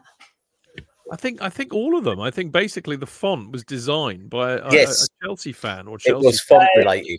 Yeah, it was font related. Yeah, it was along the lines of the CWGC font, and it being a Chelsea connection that links every single Commonwealth War Graves headstone. Yeah. I mean, the other thing that astonished me about this was actually how far people were prepared to come to this. I mean, Frank was over from Boston, originally from Ireland. Matt came from Dubai. Mark came from Perth in Australia, and Stuart came from Norway. But they were all British. They were all expats. But they all made. I mean, I can't even begin to think what the cost it must have been for them to make the trip over, which was very, very humbling. I got a lovely couple of clips here. One from Mark and the other one from Frank. That. Frank's is a bit broader, but Mark's just lovely from West Perth. Hi, this is Mark, sitting by the banks of the Swan River in Perth on a Saturday evening and thinking back to the fabulous trip we had in France and Belgium. Met a load of true Chelsea fans, the three historians, Alex, Andrew and Johnny. You did a fabulous job. Backed up brilliantly by Rob and Nathan, who seem to know a huge amount as well. Meeting wonderful people, fabulous trip. Really, really enjoyed it. Just the Spurs fans at the border force at Dover spoilt things, but apart from that, it was fantastic. And I think I might have even persuaded my wife to let me go to Normandy next year, despite my my slight mishap. And again, thanks to everyone who helped me on that. I know you were all there. Thanks a lot, especially the bearded guy, the first aid guy. He was terrific. But Chidge and Tony, it's down to you really, listening to your fancast that on Saturday mornings out here in Perth that I found out about this, and I haven't regretted a single thing. It's been fantastic. So good luck again with the fancast, which you do a great job on. Cheers. What a terrific bloke he was. Well, they all were, Tone. Genuinely lovely, and I just, I don't know. I mean, when this guy came over from Australia and they had to fly back to Australia, and he was just one of those people you could sit there and have a drink with. But like all of them were, let's be fair. but Mark was he was a terrific bloke, and that's why I went into the Men in Gate because he couldn't. Yeah. So I went in and said I'd film what I could for him, and it wasn't particularly great filming, but he was very, very grateful for it. No, that's great. Well, he deserved it. Yeah, he was a super chap, as were they all. Frank in particular, I took a real shine to, not least because he sounds a little bit like Pierce Brosnan. I don't think he liked me saying that, but sorry, Frank, you do. Anyway, he had some very lovely words to say as well. Absolutely brilliant trip, worth every minute of the travel to get there. Like Matt and Mark and Stuart, who are also living abroad now. It took a while to get there, but I would say, for me at least, within a few minutes of hopping onto the coach at Dover, there was an easy familiarity amongst us, being almost like we just understood each other through the old school Chelsea connection. And it was like old friends talking Chelsea from the 70s on the ferry over to Calais in a short space of time. I was interested in the history of World War I and I've been reading about it. And I think Alex and the lads did a great job talking us through the Somme and Ypres and just bringing it to life for us.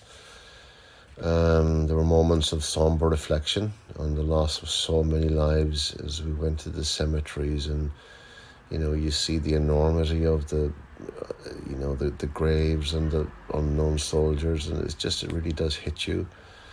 But I'd say we mixed it up with good beers, great conversation, funny stories, and I'm really looking forward to seeing everybody more regularly around the Fulham Road in the future. Cheers. Beautifully summed up there, Frank. Thank you. I mean, he nails it, really, doesn't he, Tony? I mean, everybody just got on so well. It was a lovely, very warm, fuzzy feeling when we got. You and I on the way back in the car didn't stop talking about that element of it, did we? No, we didn't. We didn't, and we turned. It was a 2.5 hour journey back to your place, wasn't it? Roughly, I think, from Maidstone or whatever. And we just didn't stop yapping all the time. And Frank, again, was just one of these lovely blokes. I mean, when he said he was from Boston, because he's got that fabulous Irish brogue in his voice or whatever. And I had some fabulous, conversations with him because, obviously having an Irish background myself. But he, when he said he was from Boston, my immediate reaction was Lincolnshire. No, it's Boston, Boston, USA. So you just started to think, Christ, this is great.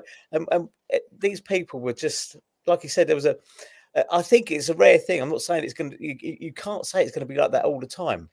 But the mixture on this one was just, it was instant. An instant chemistry, an instant, the word I'm looking for, camaraderie, I think, that you could have been sat next to any of these at Stamford Bridge all your life, and they would have been, as well known to you as they were after a couple of hours on a coach and a pint in Tommy's bar. So, I'll let you carry on, but I'm still oozing warmth from the whole thing. No, I couldn't agree. I'd like to hear it from Alex's perspective, though, because you've done a few of these things. I have done a few of these things. I think the camaraderie of having everybody on it that has something in common, like we all do. And we're talking about next year, aren't we, doing a FanCast trip to Normandy? It has been mentioned, hasn't it, by a few of us. And I think they're all like, let me know about Normandy. And I think some of the people that came in 2019, like Pete and Lisa and maybe Mike and Hillary, already like, oh, maybe we will go. And it's not about, that won't be about going and spending 4 or 5 days tracing Chelsea players and fans. It'll be Chelsea fans going together and recreating that camaraderie, which they enjoyed so much, and still learning about a war, but not one that's just so I don't know, narcissistic. Like, it's not like we're bribing them to go with Chelsea content. They just want to learn stuff and they want to spend time together, which is really nice, actually, that you don't have to have that layer for them to want to do it again and want to spend more time together. So has this been your lifelong ambition to turn the world into war balls, Alex? Because you've done a good job with us. Yeah, that's why I give people badges and everything. You do, don't you? Yeah, it does my head when people say history doesn't matter. Oh. I did an 18-minute rant at Chalk History Festival last weekend about my argument for why the Second World War started in 1937. And at the end of it, I drew a direct line between Japan crapping on China in the 1930s, all the way down to why China might be construed as being so belligerent and aggressive today, and said, now tell me history doesn't matter. Boom, mic drop, because it does. And I think learning this stuff, if we didn't know it and we didn't see it and we didn't look at it, then surely that makes it more likely that we'll make the same stupid mistakes again. Those who fail to learn from history are doomed to make the same mistakes. Mm-hmm. Absolutely. Well, I was a bit of a war bore anyway on the quiet, as you know, because I bored you. Even managed to bore you with my boring war boredom. But I cannot wait. And this is for real, isn't it? We're going to do Normandy next, yeah? We are next year. So I guess join the Astoria mailing list to keep in touch with us. But we're already, we're just looking at the cricket dates, I believe, before we choose. Oh, shit. Yeah, I was supposed to do that. Go. But yeah. Yeah. Yeah, if you hang on. D-Day is the difference, though. I think the idea is that it'll be D-Day, but if you've been to Normandy before and done the beaches and things, you won't be bored, because me being me, there's a fair amount of stuff being worked in that other people don't bother to go and look at, and we will be banging on about the French at some point. You've got to do some of the big ticket places for me, though, because I'll be very. Oh, we will be doing the big ticket places as well, but then we'll also be. I mean, like, one thing I'm going to absolutely do is look at the French civilians that were killed by British and American bombers, because by 1944 you can't win a battle unless you carpet bomb the shit out of the battlefield before you start. That's a very interesting subject, covered brilliantly in Stephen Ambrose's seminal D-Day book. Actually, he's got a whole chapter devoted to that. As one story that really touched me, because a lot of the first wave in it would have been Sword Beach, were actually French who were taken back at Dunkirk, and they were absolutely determined to be in the first wave. And there was one chap who was in the first wave, got shot on the beach. And his parents lived in Weestrum, and he was shot on that beach, and he never made it.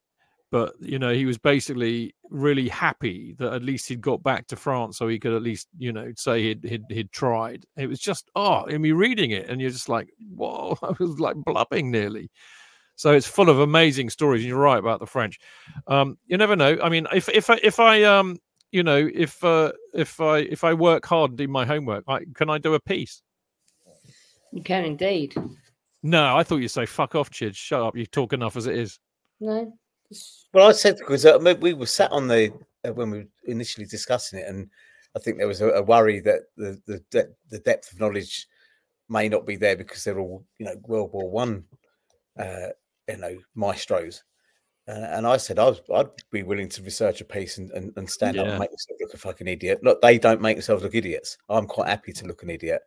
And but here's a thing.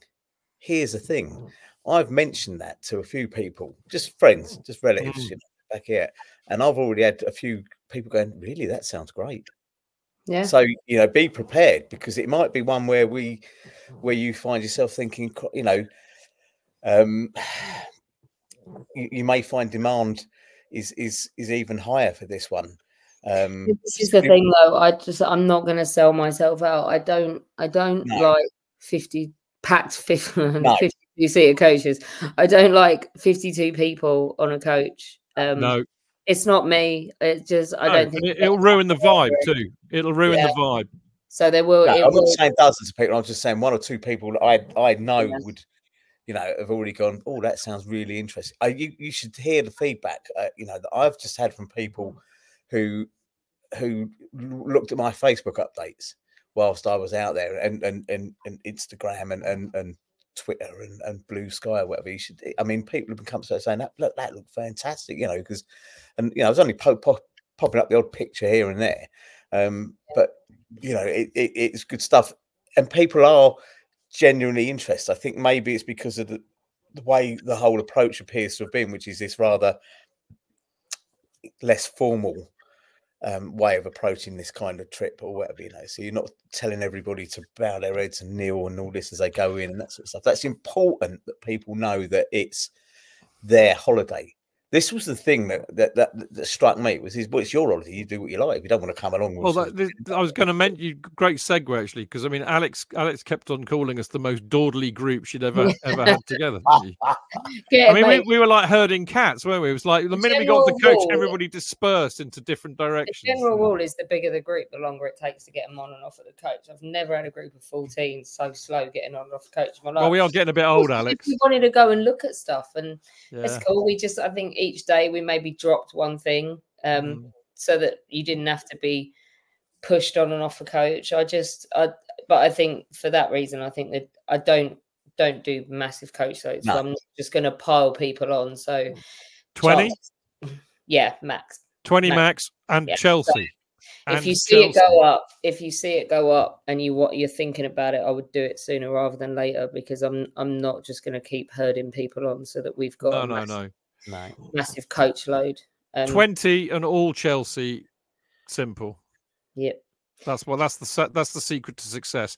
Listen, there's another one you're planning as well, aren't you? Which I saw the other day, which is the Battle for Belgium or something. Yeah, so it's 5 days in the Ardennes, basically. So the poor Ardennes has just been crapped on from a great height. It's for a reason. If you look at it, when you get on the ground and you look at it, you can see why. But we'll do 3 wars, 100 years old in 5 days. So we'll do the Franco-Prussian War. We do World War One, the Battle of the Frontiers, and then we do the sort of the final advance route to victory. Then we do the battered bastards of Bastogne.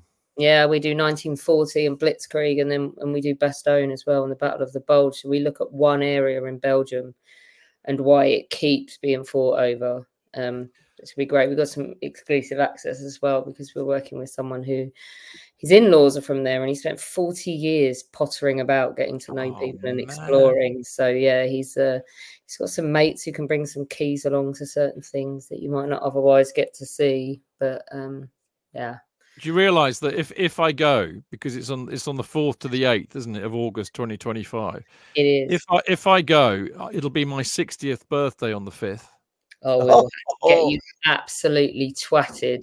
And it'll be Tony's 60 on the 6th. On the 6th? The day after, me and Chidge are a day apart in terms of birthday. It may be not in years, but you know.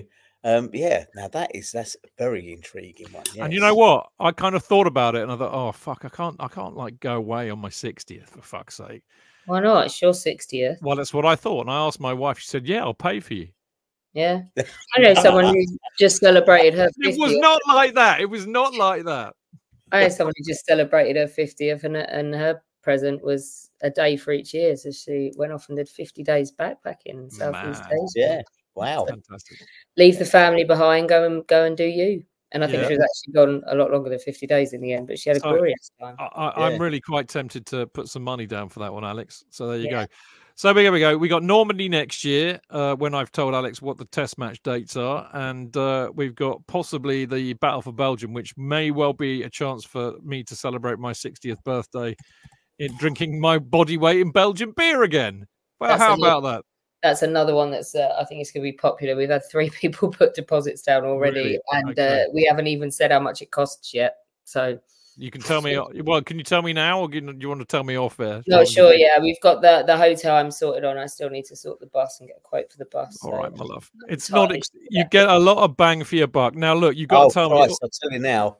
Yeah. I've got to say that for what we paid for the 4 days is. I'm staggered. The hotels were outstanding, weren't they? You can't even say they were dingy hotels. They weren't like you weren't staying in a Formula One by the side of a French motorway. Don't want to do that. Don't want to send everyone out with one person who's got to be your guide and your travel agent. And I think any other tour company would piss themselves laughing at the notion of a group your size with 3 guides. But fuck it. Yeah, but I think that was the thing. It was the hotel. The Mercure Hotel in Arras, and we were within a stone's throw of everything. You literally, it wasn't like, you know, this 5-mile hike or we've got to get 3 buses over here or whatever.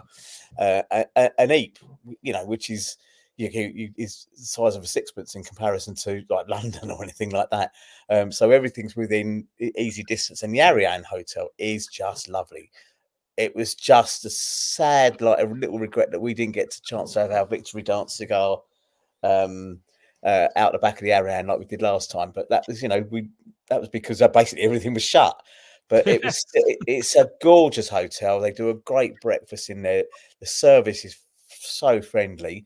I've got to put this in there because we talked about the €5 thing. But Chidge and I, if you'd have heard our room in the morning, you would have thought there was some sort of gay orgy going on, because the sheer level of man groaning that came as we moved, as we got out of the bed, got in the shower, and separate beds. I should hasten to add at this juncture. Beds, but everything was like, all the way through. It was just absolutely fantastic. It was, and that was just coming from the Kazi, mate. That was just coming from there, and then we had the and Chidge is an influencer, as you all know. Chidge is probably a huge influencer because of this.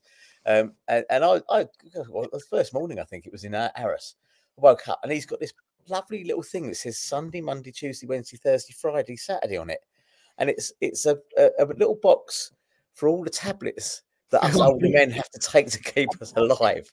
I have gone and bought one. Chidge should be on TikTok or fucking YouTube. Oh, look at this that I've got, But yeah, but the man groaning was just so funny because you would have thought it was. Yeah, it was good because our joints. We're getting old, Tony. We're getting old, mate. It's a word on the hotels, though. Like, I think. Yeah. So Historia is mine, and I think there's a lot of battlefield guiding stuff going on. There's a lot of competition where they sort of stack a coach full of people, and you stay at a bit of a grey hotel, and you spend most of the day on the coach, and there's 50 odd of you and that. And do you know, if that's how you want to do the battlefield, you do you. But that's not what I want to offer. Like, I don't want to. I'm going to say if they're like Aldi, I want to be Waitrose. Yes. Or at least Sainsbury's. I want. Yeah. I would say you were better than that. I want to stay in slightly nicer hotels. I want guides that are not just going to talk at you. I think everyone I've got doing anything for the company has the ability to actually engage with the people they're talking to and not just read a script. I don't think I'd hire anyone that just had a folder of notes that they took on every tour and just read the same thing out. It's just not for me. So I'm going to be picky. And I'm going to probably charge a bit more and stay in places like the Ariane. And yeah, that's just the way I want to do it. And if it doesn't work.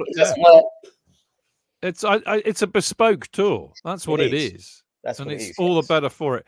Listen, right. Tell us about Historia. Where can people find Historia? How do they book these places? Put it on screen now. So historiatravel.org is the website. So we've got the Ardennes coming up next year. We've got a couple of places left for September on Roads to Rome, which is sort of a simultaneous. It's a look at the ancient Roman roads and how they've contributed to history. And what we're doing is looking at the two successful campaigns on Rome from the south in history. So half the tour is kind of ancient history, and the other half is Monte Cassino and the Allies in World War II. We've got, for those of you who haven't got like a holiday in them this year, Kate Jameson and I are doing one of our day trips, on nautical day trips, on August the 10th. There's still spaces on that in Bristol. So it's SS Great Britain, boats, slavery, pirates, Blackbeard, all sorts down in Bristol. We'll be staying down there the night, and we will inevitably end up in a pub, and people are welcome to join us after the tour. We've got Jordan next year as well. One of the tours is got quite a few people on it already. But yeah, so lots of stuff. What else? The Ardennes we've mentioned. Like Star Wars, mate. There you go. There's the point. We're different. So are you. Yeah, beautiful. What a strap line. I know. I'm not taking credit for it. Okay, don't worry. Alex, I just want to say you do an amazing job.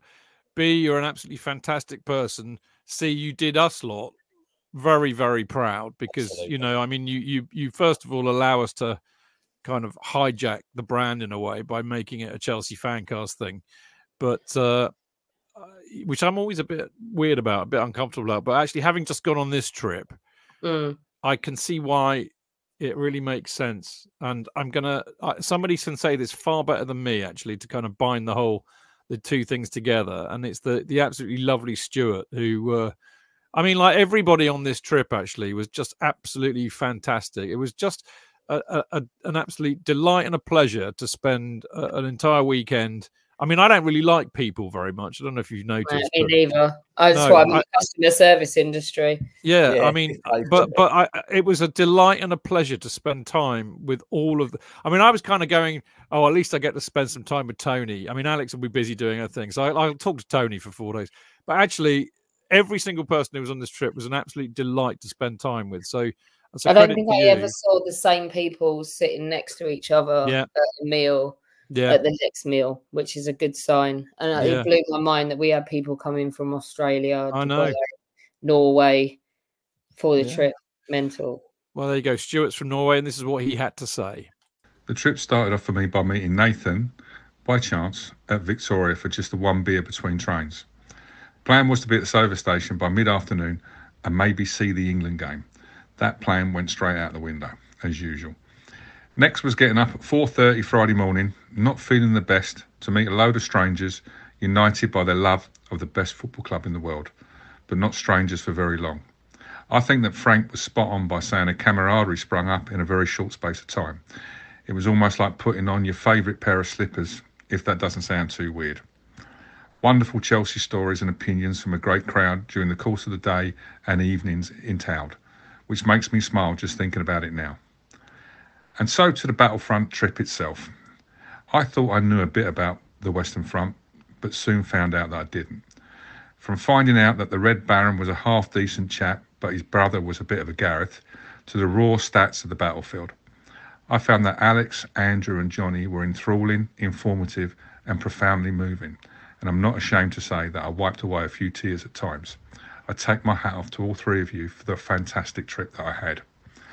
Last but not least, Tony and Chidge. Without the FanCast, I would not have heard about this trip. I'm not blowing smoke up your backsides by any means, but I don't think that you really know what the FanCast means to people, as Chidge and Tony and the other FanCasters are so humble.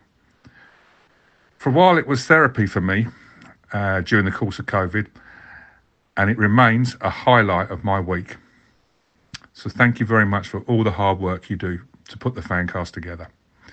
I'm hoping to get open for the season for some games, and I'm definitely up for Normandy if that happens as well. Thanks very much, everybody. Thanks. There we Can go. I just say I'm getting that on a T-shirt. I'm getting a picture of Lothar von Richthofen with a bit of a Gareth written under Brilliant. Very, very humbling words from Stuart there. Stuart, you're an very, absolute sweetheart. I'm very touched by that, and I'm sure Alex and Johnny and Holmes will be too. And actually, that's a good point, Tone, isn't it? And Alex, I mean, you know, if any of you lot, you know, I'm sure some of you will get to games this season, so you must come. Well, first, you've all got our numbers now, so there's no hiding place. So let us know before, and we will have a beer with you in the Cock. We'll make that an absolute definite. Yes, Tony? Absolutely, yeah. I want to say that because I think one of the things that, and it's a daft kind of abiding memory. We think about everything else. I think it was the this is the second night in Arras. I think before we went out to eat, and we went into the bar. I think Portugal were playing Turkey that night, and we had about half an hour in the bar with Stuart and Mark and Andy was. I think he was there as well. Daryl. That's right, Daryl. Yes, and we just had we're just having a couple of pints or whatever. And I started talking to Stuart, and he basically opened up about what it meant during COVID, you know, and all of the things that were going on in everybody's lives, you know, and the difficult time of it, what it meant to listen to the FanCast.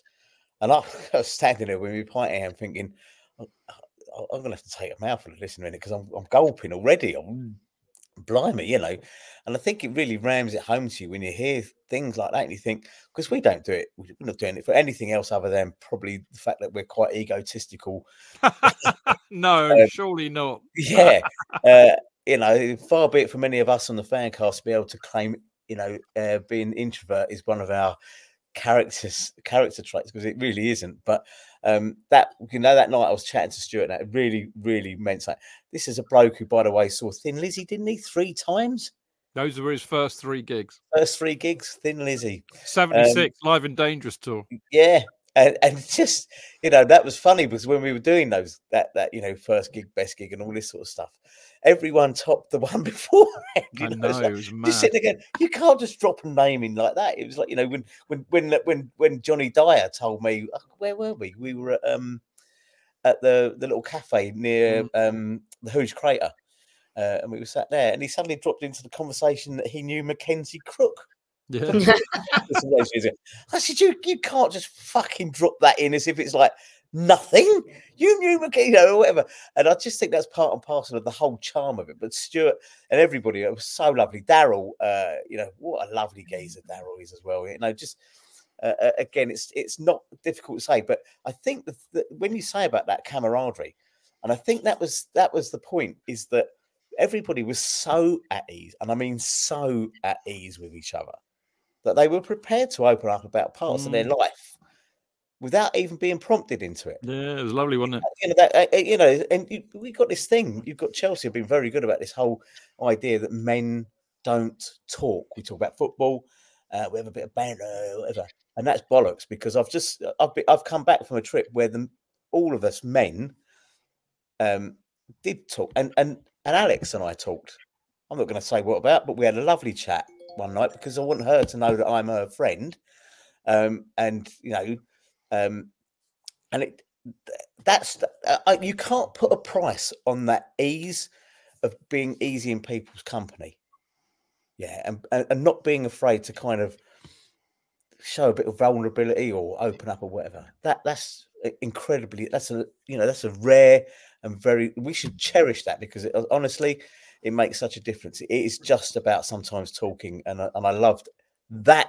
Will stand out for me as much as anything else, was that you may never get that kind of chemistry, that instant level of chemistry again, but we did this time. And I'm not just saying that. It is not an arse smoke blowing exercise. That is the God's honest truth. Well, I couldn't agree more. Well done to everybody who came along.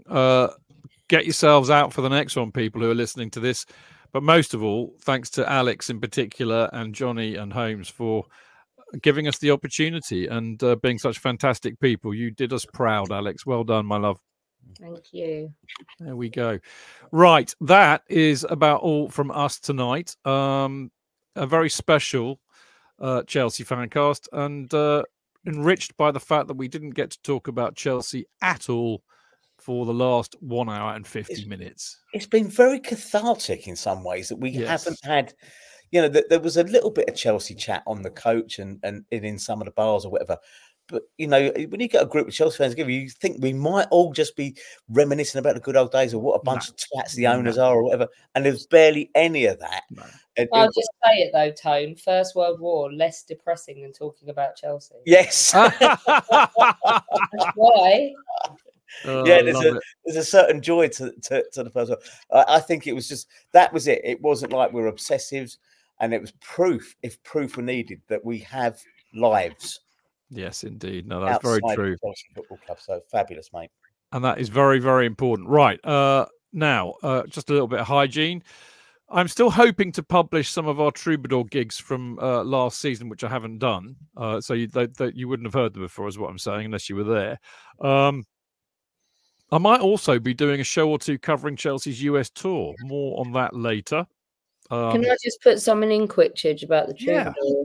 Can you please all get onto their Twitter and their socials and help them out? Because basically the short version of this story is that some absolute arsehole has moved in over the back of 2 pubs, including the Troubadour, and is now complaining about the noise, with the result that their beer garden might have to go, which means that the venue is completely imperiled because it's so much of their work.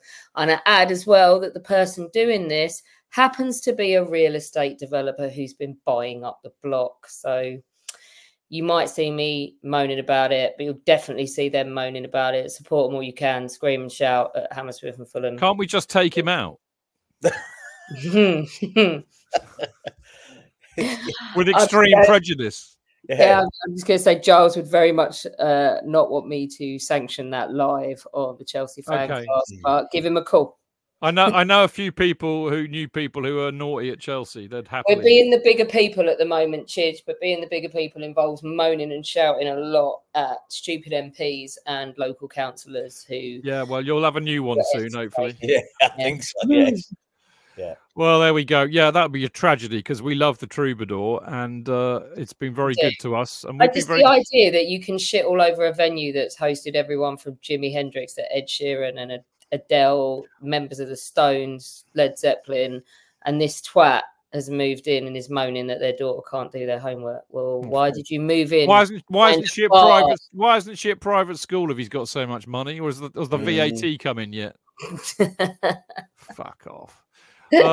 Anyway, enough from me before my head explodes because we are in election site. They're all a bunch of wankers. There you go. That's balance for you, isn't it? How's that sound? Better? Okay. All right. As I said, that is pretty much all from us, apart from the hygiene. Hopefully, we'll see you soon. Just a quick reminder to get the best discount off your NordVPN plan. Go to nordvpn.com/Chelsea FanCast. There's no risk with Nord's 30-day money-back guarantee, and you will help support the Chelsea FanCast. You can follow the show on all the social media at Chelsea FanCast. Me at Stamford Chidge, Tony at Grocer Jack UK, and Alex at Churchill_Alex. Alex, you have been an absolute dreamboat this evening. It's always I mean, look, it's a delight to see you every time you come on the show. You need to come on more often, by the way. People come up to me and say, "What have you done with Alex? Have you killed her or something?" I say, "No, she's just busy." We'd love to see you next season, I promise. Yeah, and you're going to get to a few more games next season. Yeah. Good, because come and play with us. Don't worry about everybody else. Yeah, we'll look after you. Much more fun. I'm gonna have to get off this call and explain what you meant by cock action to my house guest, who's looking at me like, "What the fuck?" Yeah, you need a bit more cock action, Alex. Yeah, we all do. Or innocent little lamb from Barnard Castle. I didn't actually mean that from out like this. Looking at me like, I don't understand. It's all perfectly healthy and clean. Yes. Yeah, I hope we do see you more at the football next year, and I really definitely want to see you more on the show because you are brilliant and people love you. And they were saying to me, "Why isn't Alex on it so much?" Anyway, but you've been brilliant tonight. You were brilliant on the trip. Thank you so much. I thoroughly enjoyed the trip and this evening. Tony, I mean, what a delight, mate. I mean, we had such fun. It's always a pleasure to spend time in your company. And I can't believe I'm going to say this, but I feel I know you even better now. And I kind of knew you pretty bloody well before. So how about that?